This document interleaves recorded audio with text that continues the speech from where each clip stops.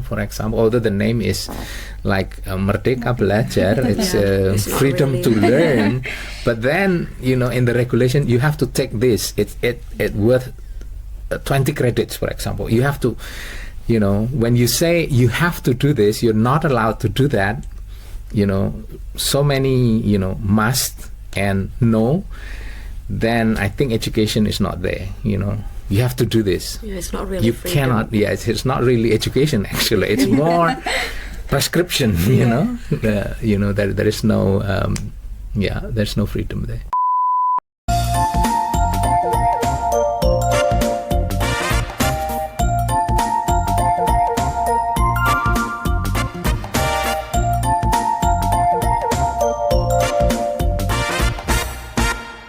Okay, so but still talking about curriculum changes. So you said previously that curriculum changes are driven more by political considerations, right?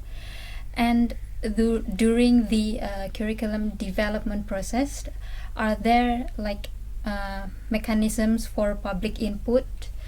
And have there been like pilot programs or trials of the new curriculum to assess its feasibility and effectiveness on a like smaller scale before full-scale implementation? Sadly, the short answer for that is no. Oh, no. That is a sad reality. Okay, if you think about curriculum, like elementary school, we have 6 years, right? Yeah. But the government is only for like 5 years, 4 years, Yeah. and then you have the new one. Yeah. They have not finished even one cycle, and that changed already. That is maybe high school, okay, 3 years, but like university, the cycle is 4 years. But then, I think when you are in the university, you have 2 kinds of curriculum with 2 different beliefs probably. Or when you were in school, you experience that you're moving from KTSP to K13, and then to Merdeka Belajar. The cycle is not finished yet. And then they change. And then sometimes the change is so drastic. Sometimes, but sometimes the change is only on the document, and then the practice is like the policy about national examination, for example. When you're entering high school, you were thinking that there will be a national examination, but then suddenly when you are in the second semester of the 12th grade, suddenly no exam, and this is the message is not it's just no exam, that's it, but the philosophy behind that is not there. So the students did not understand. They're just happy, no exam. But in a way, then sometimes it's translated into we don't have to do anything, right? But in reality, you have to be able to show that you are reaching certain point in your education. That is the philosophy of examination, actually, not the examination itself, but as a person, as a student, you have to understand, I have achieved certain which part that I need to learn. But then if you say no exam, it means that I'm free from, and when you ask them, so what do you know from your high school years, then they say, I don't know, So, because you cannot say, I'm good at English, I'm good at math, for example, I'm good at physics, I'm good at, social science, and then they don't know, It is not the examination that is wrong, but I think the how they put the pressure on that, how they it's not about measuring how bad or how comparing to others, but you have to understand yourself. That is education, right? You have to understand yourself. I have reached certain point, and I need to develop this in this area, or I'm good at this area, then I will be if you are in high school, I'll be continuing my study to maybe certain or different departments at the university level. So understanding themselves, I think, is a good part of not necessarily exam, but you have to have a kind of reflection, you know, at the end of your process. Because if there's nothing at the end of your process, not necessarily exam, right? So I think that's also most of the education policy sometimes is like that, you know. This is not the examination that is bad, but how you do it that is bad. And then you start saying, oh, okay, exam is bad, don't do it, okay? So stop. And then you change, right? So that's you look at the surface, and then you change the the practice without looking at what is the real cause of that, what is the benefit, what is the so that's the complexity and Okay. and also the sad part of our education. Okay, that's quite interesting too. But we have a question from our friend, and he is in Timor-Leste, Sidor.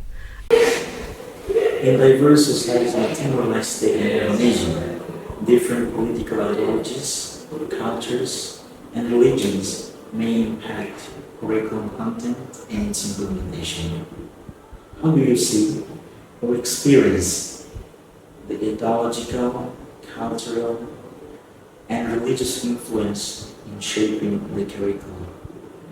What do you think are the challenges and opportunities? Thank you. Okay, so the challenges, we have a lot, you know. If I mention diverse community, it's getting more and more diverse, and I believe that education should cater everyone, you know, with centralized and very, very strong standardization. It doesn't really work in a diverse community. So probably, as I mentioned before, maybe multicultural education, you know, culturally responsive teaching, and ethnopedagogy. Those are the areas that we need to discuss and try to find a way how to implement that, because that will be, you know, maybe the best for a diverse society. And then that's also an opportunity. Then we can learn from each other.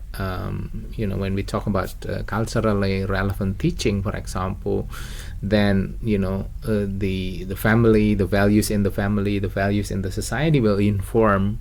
So it's from Kita's question, you know, will inform the curriculum. It's now like the curriculum is based on what we don't know, you know, like the society, the teachers, the students, they don't have the right to say anything.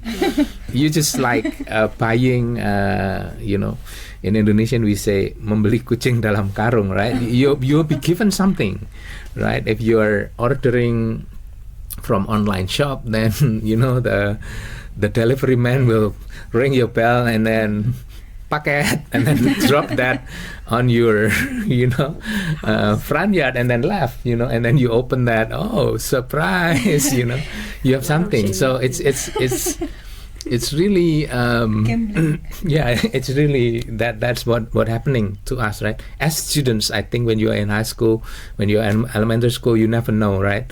And maybe your teachers, they just, okay, kids, now we have this, okay, we have new books, okay, we don't have any exam, you know, like, yeah, and you happy, maybe now you don't have to study, yay, you know. So that is sadly that is what is happening. So, but actually lots of opportunities, but also lots of challenges when we are in a kind of multicultural society, community. So I hope that is answering Sidor's question from Timor-Leste. Okay, so do we have any more question for you? I think it's enough. Okay, so I think that's enough, Pak Oda. Thank you so much. Thank you for coming here. And guys, it's really interesting discussion. If you have any question, you can put it down in our comment chat, or what is it? Comment box. Yeah. And I think that's all for today. Thank you for watching us. Don't forget to like and subscribe to our channel, and I'll see you guys soon. Bye bye. Thank you. Bye. Bye.